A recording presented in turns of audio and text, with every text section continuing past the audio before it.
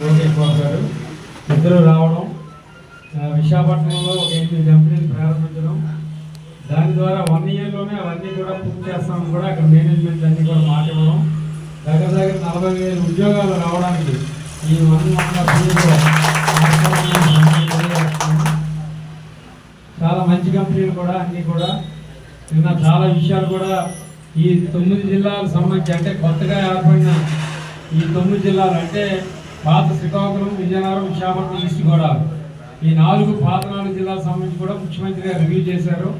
ఆ రివ్యూలో కూడా ఎక్కడెక్కడ రోడ్లు వేయాలి, ఏ విధంగా మనం మరి టోటల్గా ఫైనాన్షియల్గా మరి ఎక్కడెక్కడ ఇండస్ట్రీస్ పెట్టాలి, ఏ విధంగా ఉత్తరాంధ్ర నుంచి ఒక్క మనిషి కూడా మరి బయటికి చెన్నై కానీ హైదరాబాద్ కానీ వలస అనేది వెళ్ళకూడదు అనేది మన ముఖ్యమంత్రి గారి దీక్షని సందర్భంగా తెలియజేస్తుంది.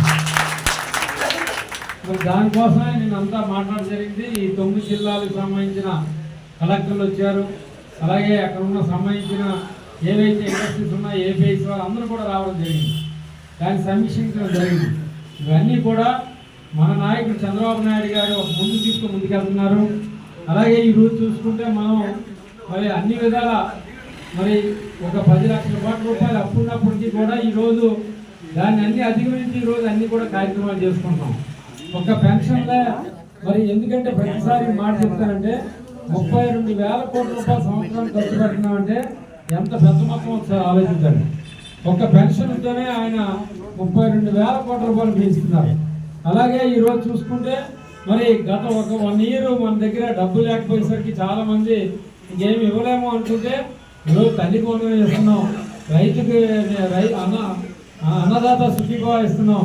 అలాగే మరి 1-2 కాదు, ప్రతి విషయంలో కూడా ఈరోజు అన్న క్యాంటీన్ మరి చూస్తే మీరు 500 మంది తింటున్నారు. మరి ఇవన్నీ కూడా మరి ఒక ప్రభుత్వం ప్రజల పట్ల అభిమానంతో చేయడం జరుగుతుంది. అలాగే మందులకు సంబంధించి రోడ్లు తీసుకోవడం జరుగుతుంది.